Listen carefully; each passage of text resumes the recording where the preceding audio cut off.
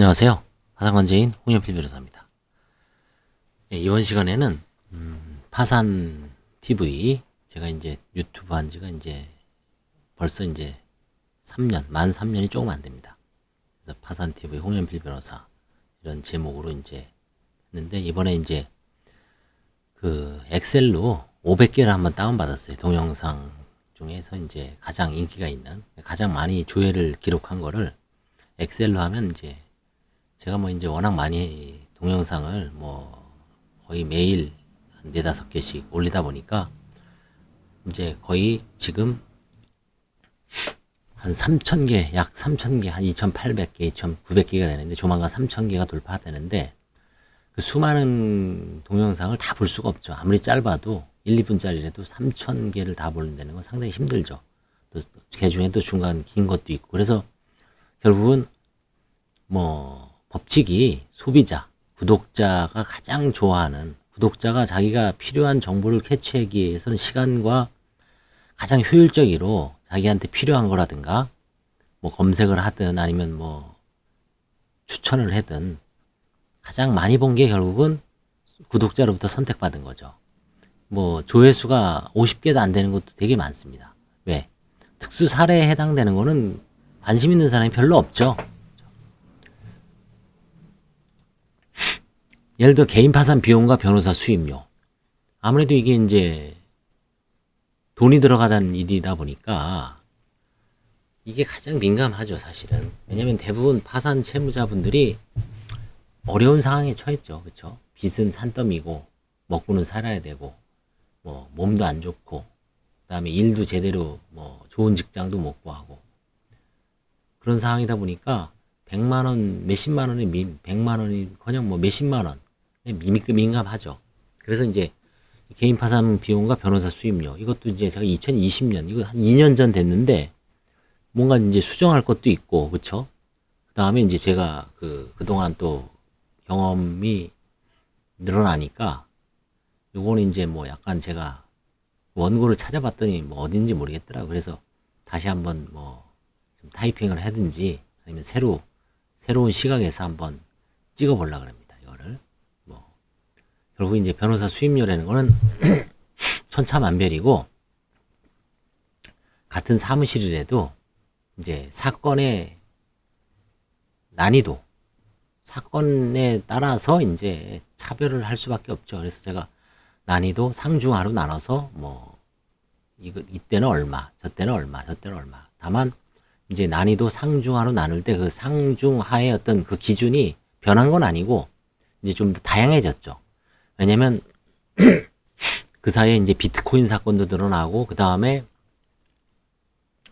뭐 소송 수개 사건이 있을 수도 있고 그 다음에 이제 경매 관련 사건은 이건 과연 어려운 사건이냐 아니냐.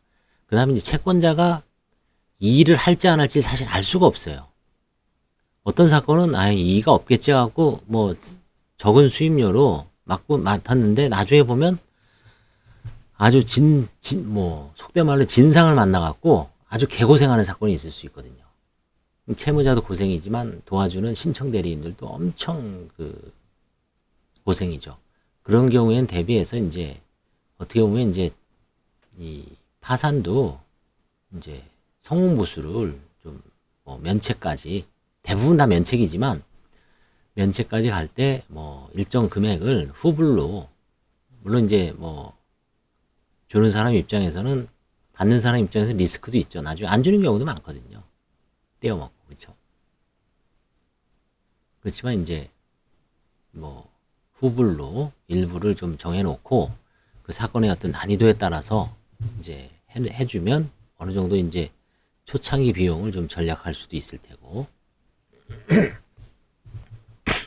그런 어떤 다양한 방식이 있습니다. 그래서 개인 파산 비용은 비용적인 측면에서는 이제 관제인 비용도 요즘은 이제 인상되는 분위기예요. 사실은 그 뭐 여러 가지 어떤 명목으로 인상되는 송달료도 벌써 이거 찍을 때 제가 보니까 4,700원인가 이제 5,100원이죠 벌써. 그렇죠? 그래서 나중에 한번 찍을 기회가 있으면 한번 찍어보겠습니다. 그 다음에 이제 홍현필 변호사 개인 파산 강의 1. 이건 제가 이제 옛날에 뭐 서울 금융복지센터 그때 그 강의안을 해서 이건 지금 긴 시간일 거예요. 한 4, 50분 이상 될 겁니다.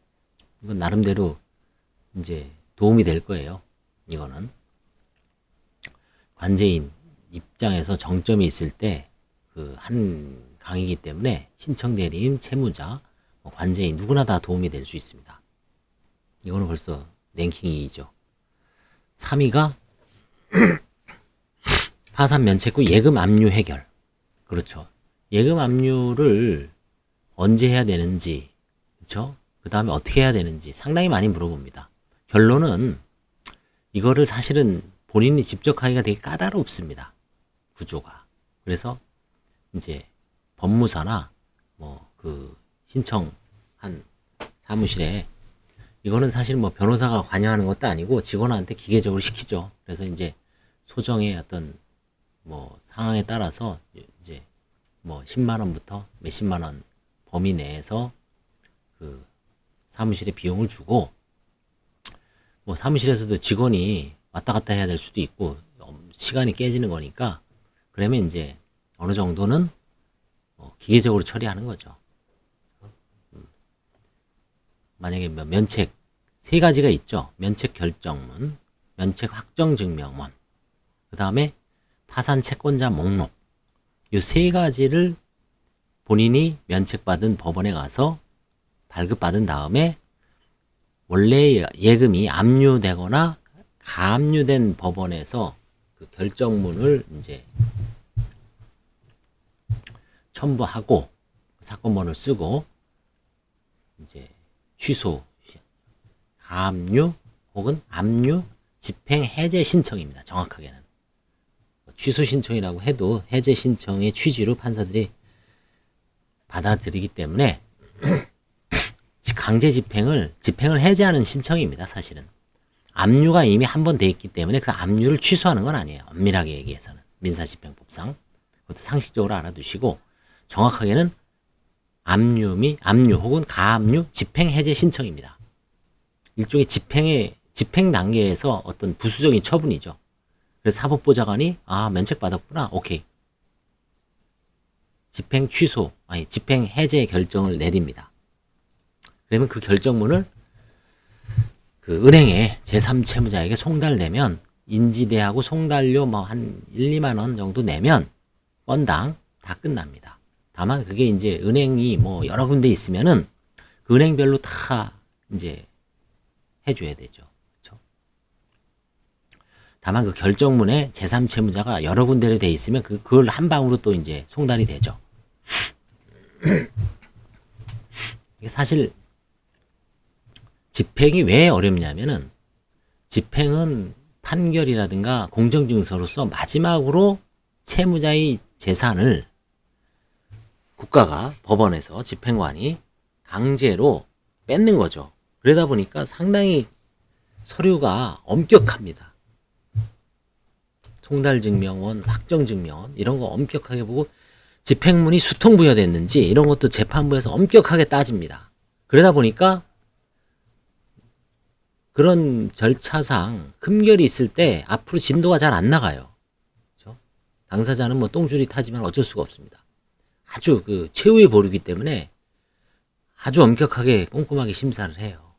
그러다 보니까 경험이 잘 없으면은 상당히 헤맵니다. 이것도 아주 능숙한 사무장이나 변호사, 법무사들 이런 사람들은 오래 하지만 실무에서 잠시 떠나 있으면 또 멍해져요. 또 더군다나 요즘 전자소송이죠.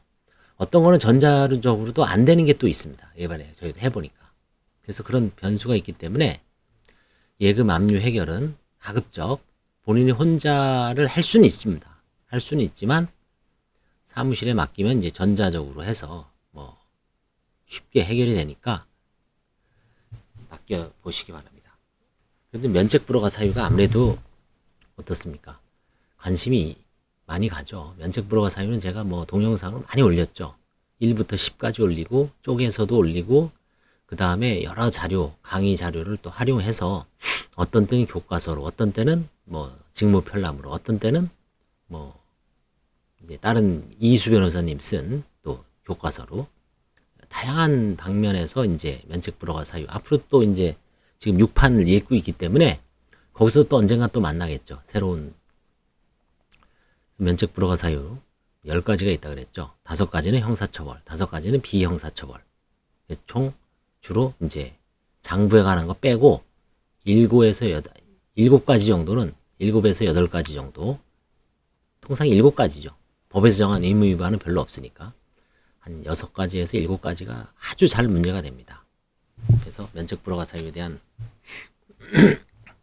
채무자 내지 뭐 관심사는 말에 두말할 필요가 없겠죠. 그 다음에 또 관심이 있는 게 파산 조사 시 관제인 요청 서류죠. 이건 진짜 그야말로 천차만별이죠. 하는 방법도 다양하죠. 어떤 관제인은 관제인 그 보고서를 이렇게 좀 편집해서 직접 써오라는 관제인도 있고요. 그렇죠? 그다음에 비주얼 고주얼 이런 것까지 해야 되나 싶을 정도로 아주 세밀하게 하는 관제인도 있고요. 결국은 그 사건에 따라서 똑같을 수가 없어요. 그렇죠?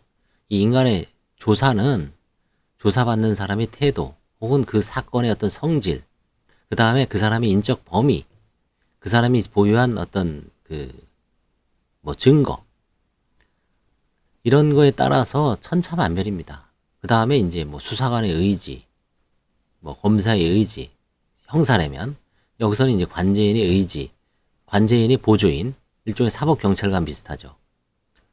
그 사람의 어떤 의지. 그래서 다양한 어떤 변수가 있기 때문에 파산조사 시 관제인 요청 서류는 그래서 기본적으로 이제 법원에서는 통제를 하죠. 서울 같은 경우는 과거에는 40가지가 넘었죠. 근데 어느 순간에 2012년도에 29개로 딱 이제 제한을 했습니다. 29종이라 그랬죠. 그리고 2020년 2월 1일부터는 다시 또 14종으로. 그렇지만 원칙이고 예외적으로 이제 확대할 수는 있죠. 그래서 이제 이 파산관제인 요청 서류 이게 참 어려운 문제입니다. 아무래도 이제 그게 조사를 당하는 채무자 입장에서는 관심사니까 많이 조회를 하겠죠. 그 다음에 홍연필 변호사 개인 파산 강의 2. 아까 1, 2, 2개로 제가 쪼개서 이제 강의했습니다. 양이 많아서. 이것도 꽤 많이 보셨습니다. 5087. 어차피 저희 이 파산 TV에서는 조회수가 이런 의미에서는 중요하죠. 조회수가 많은 거는 채무자들이 뭔가 여기에 대한 어떤 갈증, 정보에 대한 갈증이 있다는 얘기죠. 그래서 이것도 이제 제가 이걸 이제 순서대로 해서 편집하는 이유는 이제 앞으로 제가 이제 찍을 건 웬만한 거 다 찍었어요. 그래서 다시 한번 순서가 높은 거를 이제 최근의 경향에 따라서 다시 한번 찍어보려고 합니다. 업그레이드 하는 차원에서. 그게 좋을 것 같아요. 그냥 계속 이것저것 하는 것보다는 이제 좀 기존에 1위부터 50위까지 1위부터 500개만 찍어도 상당합니다. 이거 한 1, 2년은 더 버틸 수 있죠. 그렇죠? 그래서 한번 그런 식으로 하기 때문에 이 조회수도 의미가 있죠. 비록 수백만, 수천만, 수억 원 그거는 이제 이런 재밌는 거는 재미를 추구하는 그런 유튜브들은 먹방 같은 거 재밌잖아요. 그렇죠? 그다음에 무슨 자기가 좋아하는 거 알아서 얘네들이 이제 알고리즘으로 해주죠. 그렇죠? 그러다 이제 그거를 안 보면은 엉뚱한 거 보면 그건 싹 사라지고 제가 최근에 보는 건 위주로 얘네들이 다 보내주죠. 참 알고리즘이 참 대단하죠. 유튜브가. 이 파산도 그러니까 이제 이게 파산 유튜브들도 이게 정보가 되면 누가 이렇게 클릭을 하면 그 사람한테 이제 파산에 가는 게 주로 가죠. 제 것만 가는 게 아니라 아마 파산 유튜브 한 20명 정도 될 거예요. 그렇죠? 거기서 이제 추천 다른 사람이 그러니까 좋아요 알림 설정 그게 참 저는 이제 요즘 그런 얘기 안 하죠. 알아서 그냥 평가는 시장에서 하지만 좋아요와 알림을 왜 이렇게 강조하냐. 좋아요, 구독, 알림 설정. 그 많이 한 게 추천을 많이 해줘요. 알고리즘이. 그런 것 같아요. 다른 사람한테. 그러다 보니까 채택될 가능성이 아니죠. 조회될 가능성이 높죠. 클릭. 또 광고 수입이라든가. 이거야 광고 수입. 이거 저도 광고 수입은 없지는 않습니다. 한 달에 한 150불? 60불? 그다음에 이렇게 100불 차면은 구글 코리아에서 들어오는데 몇만원 수준이죠. 그쵸? 근데 많은 사람들은 엄청나죠. 몇 천만원, 몇 억 되는 사람도 있다는데. 아무튼 이 조회수와 관련해서 조회수가 높은 거는 이제 이 파산 TV에서는 정보 사람들이 많이 접근을 해서 거기에 대한 어떤 정보에 대한 갈증이 그걸 이제 포인트로 해서 그러면 결국은 유튜버는 뭘 해야 될까? 파산 유튜버는 거기에 대한 정보 갈증을 해소하는 쪽으로 뭔가 새로운 리서치를 하거나 업그레이드를 하거나 그 동일한 동영상을 좀 수준 높게 업그레이드하면 많이 봐주실 거 아니에요, 또 그렇죠? 그런 거를 지금 기획을 하고 있습니다, 제가. 그래서 오늘은 이제 이걸 편집을 하다가 앞으로 방향에 대해서 이것만 쭉 읽어도 뭔가 도움되는 뭔가가 있을 거예요, 여러분들한테. 저 파산 면책 절차에서 누락 채권자 발견 시 채무자의 대응. 누락 채권자 발견 시 뭐 면책 전에 잽싸게 수정해야 되죠, 그렇죠?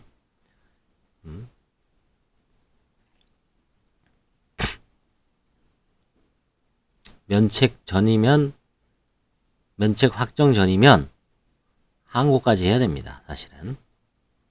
이 누락이 상당히 많습니다. 그 다음에 제도의 파산이 가능하냐, 그쵸? 아니면 면책 효력 확인이소, 추환항소도, 전 추환항소를 이제 얼마 전에 해결한 게 있고, 그쵸? 그 다음에 면책 효력 항변이소 하는 경우고, 청구 이의소 하는 경우 있고, 그 다음에 집행에 대한 이의를 할 수 있느냐, 이런 건 논란이 좀 있고요. 여러 가지 방법이 있습니다. 한 5가지인가 6가지가 있었죠. 그쵸? 추환항소까지. 그래서 그거는 이제 파산 면책 절차에서 이제 수정을 하면 되는데, 파산 면책 끝나고 나서 이제 포함해서 이제 말하는 겁니다. 이것도 4,789분이나 조회했다는 거는 이게 현실적으로 엄청나게 일어나고, 저도 이거 소송을 작년에 한 2-3개 했습니다. 2-3개. 그렇죠? 작년에는 그래도 실적이 좋았네요. 2건 다 이겼네. 하나는 저희 선배님 사건이고, 하나는 기존의 의뢰인. 근데 그 재작년에는 진주 내려가서 깨지고, 그쵸? 수원 내려가서 지고. 이게 상당히 어렵습니다. 신중한 대응이 필요해요. 변호사도 쉽게 이깁니다라고 장담을 못해요. 50%빼리 안 돼요. 그 다음에 파산관제인 환가. 환가라는 게 결국은 재산을 돈으로 바꾸는 거죠. 값어치 있는 돈으로 바꾸는 겁니다. 돈으로 바꾸는 방법은 여러 가지가 있죠. 경매도 있고, 공매도 있고, 임의 매각도 있고, 대법원 사이트에 공고 매각하는 경우도 있고, 그 다음에 재산의 종류에 따라서 또 여러 가지가 있죠. 예금이냐, 부동산이냐, 상속재산이냐, 미등기 상속재산인지, 다양한 방법이 있기 때문에 그거를 고지고대로 해서 매각하려면 상당히 어렵습니다. 그래서 이제 화해의 방법도 있고, 임의 이행의 방법도 있고, 이행 확약이라고 하죠. 그냥 파산 관제인이 그 가치만큼을 채무자가 다른 재산으로서 현금이라든가 이런 걸로 납부를 하고, 그 원래의 그 재산은 그대로 그냥 환가 포기하는 그런 방법이 많이 애용되고 있습니다. 신속성을 위해서. 파산 관제인 환가. 이것도 이제 관심 분야죠. 자, 아까 면책 불허가 사유가 있었죠. 면책 불허가 10. 이게 재량 면책입니다. 그렇죠? 면책 불허가 사유에 해당되더라도 최후의 보루에 재량 면책이라는 제도가 있습니다. 그래서 재량 면책 많습니다. 그 다음에 파산 채무자들이 가장 많이 시청하는 주제, 소재. 그렇죠? 이건 제가 1위부터 20위까지. 지금 이 내용 1위부터 20위죠, 지금. 파산 관제인에게 시달리지 않으려면. 그렇죠? 이런 걸로 제가 찍었는데, 어떻게, 무슨 얘기를 했는지 기억도 안 나죠. 파산 관제인에게 시달리지 않으려면 신청서를 잘 써야 되고, 그쵸? 다음에 조사를 잘 받아야 되고, 그쵸? 말할 거, 안 할 거를 적절하게, 그게 어렵죠, 가장. 그쵸?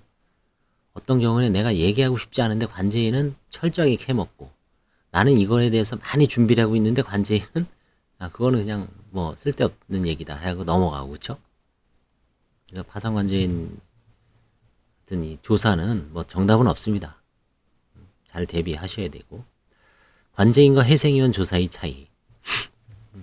저도 이제 회생은 요즘 이제 강의도 하고 책도 읽으면서 공부를 많이 해서 이제 상담도 많이 했지만 가끔 하기도 하고요. 그래서 이 회생위원 조사하고 관제인 조사가 차이가 좀 있습니다. 회생은 일단 보정이 엄청 많죠.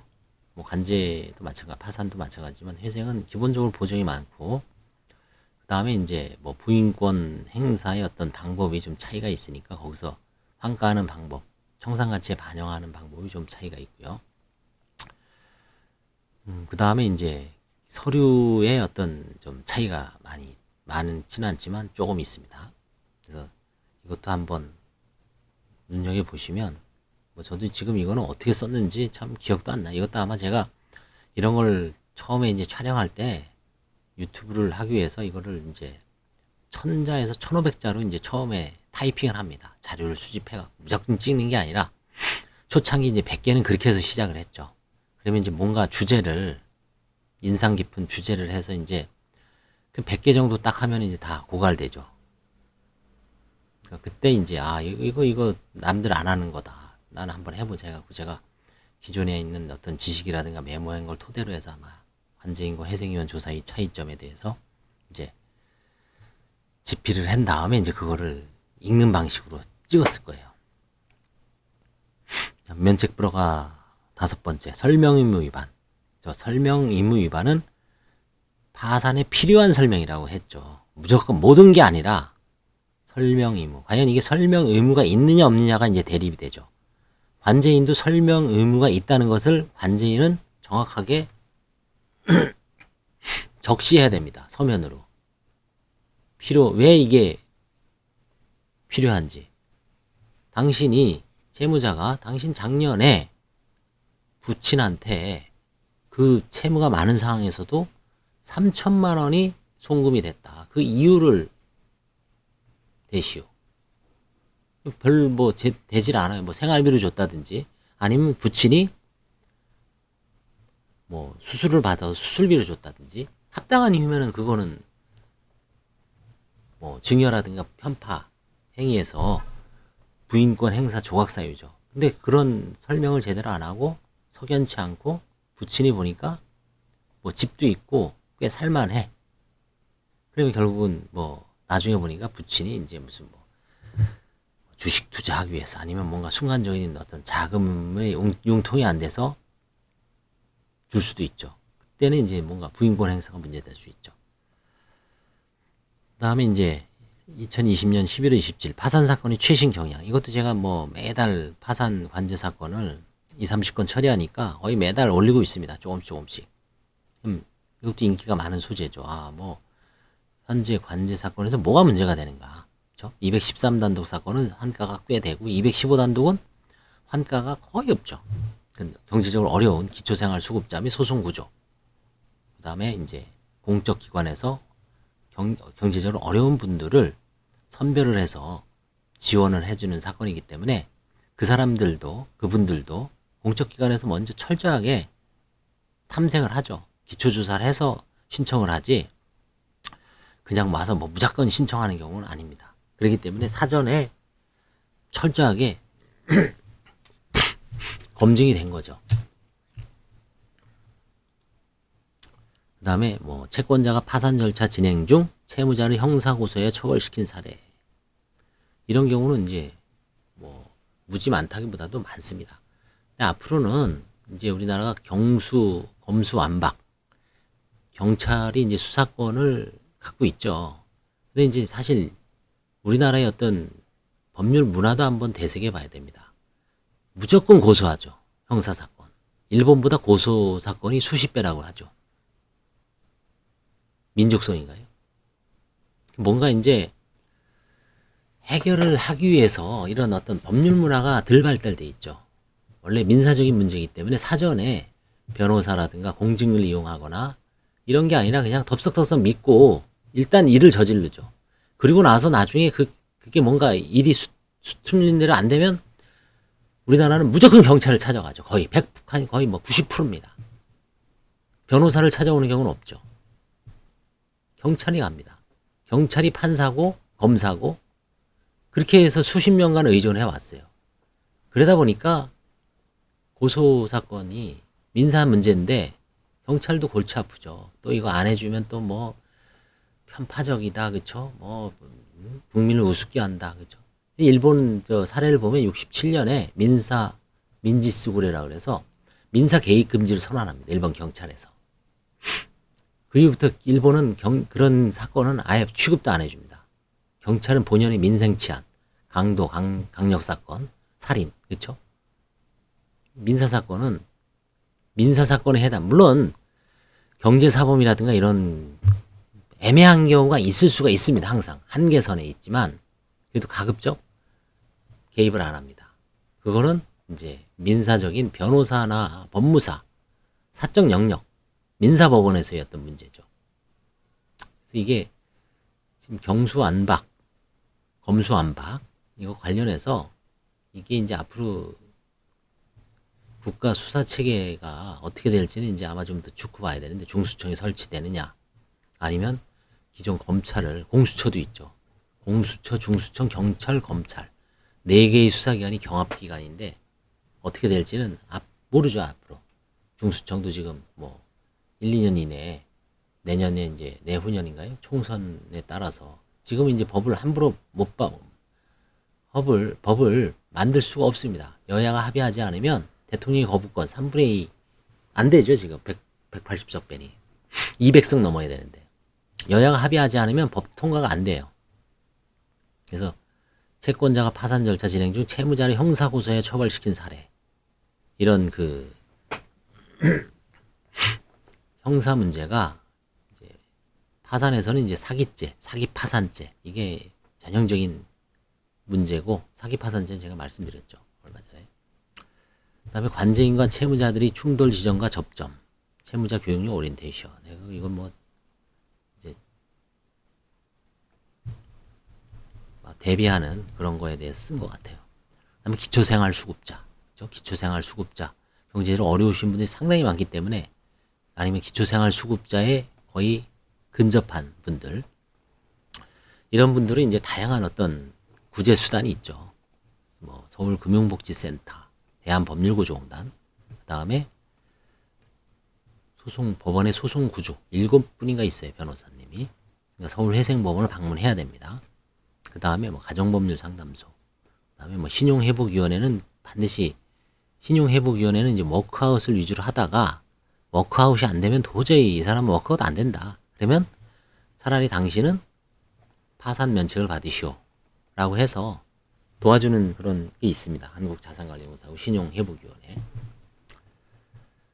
다음에 이제 개인 파산 실무 교과서. 예전에 이제 교과서 한번 쭉 이제 다종다양하게 하기 위해서 이제 해봤는데 이것도 이제 뭐 필요한 거에 대해서는 개인 파산 신청에 대해서 법원이 어떻게 재판하는지는 관심이 있을 수가 있죠. 조회수가 꽤 나왔습니다. 그 다음에 면책 취하는 절대 금물이다. 그렇죠? 한번 면책 취하면 이제 끝나는 겁니다. 면책을 못 받습니다. 그 사건에서는 다시 할 수도 없습니다. 원칙적으로. 그래서 파산 전 진단을 정확히 받으라고 제가 누누이 강조했죠. 면책을 과연 받을 수는 있는 것인가? 면책 불허가 사유가 있는데 이걸 해소할 수 있을 것인가? 해소가 불가능한 것인가? 그럴 때 재량 면책을 받을 수 있을 것인가? 면책과 관련 없이 뭐 소송을 해야 되는 경우도 있죠. 파산 절차에서. 그런 다종다양한 케이스가 나오기 때문에 면책 취하 이거 상당히 심각한 케이스가 많았습니다. 과거에. 그다음에 이제 파산 신청 첨부 서류 아무래도 관심이 있을 수 있죠. 관심이 있을 수밖에 없습니다. 이건 뭐 요즘 워낙 그 유튜브에서 많이 얘기해서 상담하러 올 때 이걸 미리 다 뛰어오는 분들도 꽤 있습니다. 사실은 이제 그 정도로 이제 워낙 많이 하니까 뭐가 어디서 뛰고 이거 사전에 그쵸 유튜브를 보고 파산 면책 신청 전에 한번 공부하는 것도 괜찮아요. 옛날에 그냥 뭐 변호사나 법무사한테 가서 돈 딱 준다고 그 사람들이 다 일을 해줄 수는 없습니다. 어떻게 보면 지휘자에 불과해요. 입으로 일하죠. 요거 해와라 저거 해와라 요거 써라 저거 써라 딱 이게 가장 중요하죠. 오케스트라에서 지휘자라고 생각하면 돼요. 군대에서 얘기하면 지휘관이죠. 지휘관이 없으면 개판되죠. 그렇죠? 오케스트라가 있으면 그 수많은 연주자들이 각자 불협화음을 내면 뭐 개판되는 거죠. 변호사, 법무사가 이거 해라 저거 해라 요때는 요거 해라 저거 해라 지휘자입니다. 군대의 지휘자, 오케스트라의 지휘자입니다. 가장 중요한 역할을 하는 거죠. 거기에 잘 따라야 됩니다. 그 역할을 잘 보셔야 돼요. 그래야 불만이 없고 아 이건 내가 하는 거구나. 다 본인이 해야 되는 겁니다. 그래서 14종 이제 많이 줄여줬죠. 원칙적으로. 그 다음에 면책 불허가 원, 엄격 해석의 원칙. 면책 불허가 사유를 1번부터 10번까지 제가 쭉 해놨는데 엄격 해석의 원칙 또 무슨 뭐 채무자 여러 가지가 있습니다. 하여튼 파산 사건이 최신 경향 꾸준하게 인기가 있어요. 그 다음에 파산 팁, 편파 변제 이게 가장 많죠. 편파 변제. 계좌 까다 보면 계좌를 과거 뭐 한 1년에서 3년치를 열심히 보죠. 그러다 보면 편파 변제가 많습니다. 파산 면책 황당 사건 2. 시효 소멸된 채권을 채권 정보에 기재하고 파산 신청하면서 수임료를 카드로 결정한 숨기고 누락. 이건 저 지금도 기억나는데 이건 이제 초창기에 뭔가 좀 그럴 만한 관심을 끌 만한 케이스가 없나 싶어 갖고 이제 제가 공들여서 이제 뭐 썸네일도 만들고 뭐 한 사건입니다. 한번 찾아보시기 바랍니다. 어떤 사건인지. 이런 식으로 해서 이제 앞으로 이게 지금 이제 이게 500건 500개를 이런 식으로 제가 이제 편집을 해서 쭉 한번 중간중간에 이제 방송도 하고 그 다음에 이제 그 중에서 다시 찍을 만한 거는 다시 한번 이렇게 아까 뭐 가장 이제 수임료 비용 좀 오른 측면도 있고 여러 가지 그걸 이제 다시 한번 찍고 중간중간에 뭐 파산 신청 서류에 이제 뭐 다시 찍을 필요는 없죠. 여러 번 했으니까 면책 진단표 같은 거 다시 한번 해보기도 하고 한번 해보겠습니다. 감사합니다.